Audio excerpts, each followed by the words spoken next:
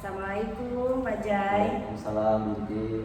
Apa kabarnya nih? Alhamdulillah Binti sehat. Alhamdulillah. Alhamdulillah saya juga sehat Pak. Terima kasih nih ya udah meluangkan waktu untuk coaching kita hari ini. Sepertinya siang ini Pak Jai kayaknya mukanya agak-agak kurang bersemangat. Apa karena hawanya yang panas atau bagaimana nih Pak? Memang karena situasi dan kondisi selepas dari kesehatan yang kurang baik kayaknya sih. Oh gitu ya Pak. Nah kira-kira nih Pak, Ya. siang ini kita mau ngobrolin apa sih Pak? Oke, baik Binti. Jadi di sini saya sebenarnya memiliki permasalahan di dalam proses pembelajaran. Karena kebetulan saya mengajar di pembelajaran olahraga, tentunya di mana ada teori dan prakteknya. Nah, yang jadi permasalahan adalah tentang teori. Pada saat belajar teori, biasanya saya melakukan di dalam ruang kelas. Pada saat teori di dalam kelas, ini saya melihat anak-anak itu banyak yang kurang fokus.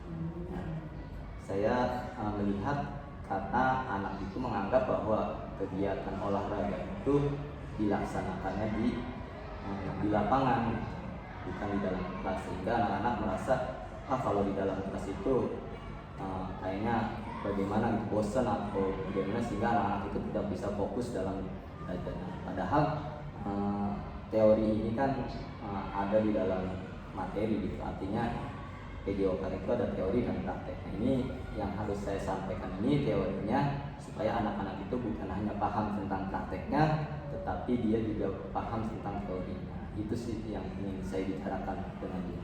Oh iya, kalau boleh saya tangkap nih ya Pak, dari permasalahan tadi yang Bapak sebutkan itu adalah berkenaan dengan proses pembelajaran ya, tapi lebih ke teori. Kalau praktik Pak, Bapak udah enjoy ya, karena siswa bisa mengikuti dengan baik. Namun pada saat belajar teori di dalam kelas, Bapak mengalami kendala bahwa anak itu kurang fokus gitu ya Pak ya.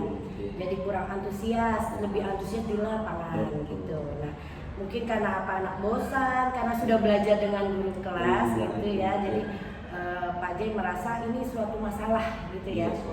Nah, kira-kira nih, karena percakapan ini kan sangat singkat Pak, kira-kira apa nih yang ingin Pak Jai dapat dari obrolan kita siang ini di akhir percakapan nanti? Yang ingin saya dapatkan tentunya adalah bisa menyelesaikan suatu solusi yang terjadi saat ini, tentunya agar anak-anak itu bisa fokus belajarnya di dalam ruangan kelas. Itu yang menjadi permasalahan yang ingin saya selesaikan, bagaimana caranya si anak ini bukan hanya praktek saja, tetapi teori pun anak-anak ini bisa tetap mengikuti pelajaran dengan baik. Itu sih yang saya harapkan.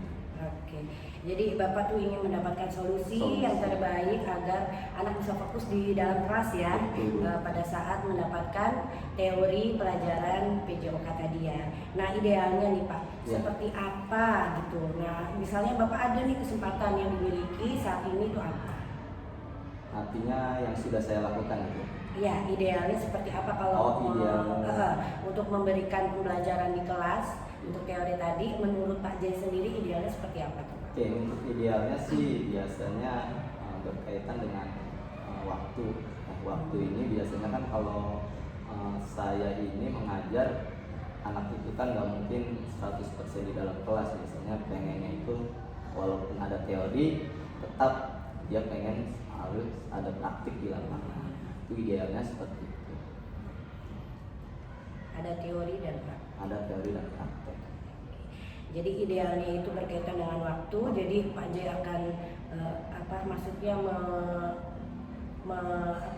menggabungkan gitu kali ya, mengcombine antara teori dengan praktek dalam satu waktu itu.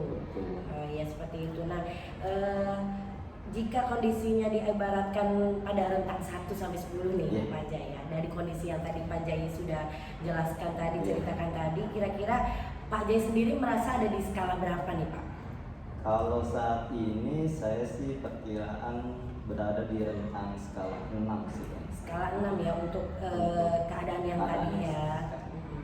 Skala 6. Nah kira-kira Pak Jai ingin melanjutkan ke skala berapa nih? Kalau skala sih Nantinya. saya menginginkan yang tertinggi sih sebetulnya. Jadi antara 1 sampai Antara- 10 iya, di skala di skala 9 dan 10 sih. 9 dan Mudah-mudahan 10. bisa. Oke.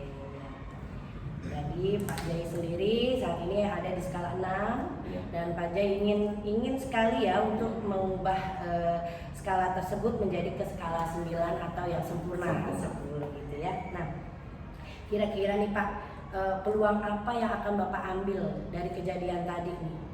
Ya, peluang yang akan saya ambil sih, saya harus bisa memanage waktu ya, bagaimana waktu yang singkat yang saya dapatkan dalam pelajaran YOK ini bisa saya maksimalkan. Artinya, misalkan saya mengajar 4 jam, misal 2 jam ini saya pakai di teori, kemudian 2 jam itu saya lakukan di praktek. Nah, ini 2 jam masing-masing ini harus saya maksimalkan dengan baik gitu, mempersiapkan apa sih yang harus saya berikan kepada anak di dalam teori maupun di praktek. Kemudian saya juga mungkin harus mempersiapkan apa saja media-media atau metode yang membuat anak itu lebih antusias dalam belajar. Itu sih yang paling saya ingin. Oke, jadi peluang yang akan Bapak ambil itu dengan manajemen waktu.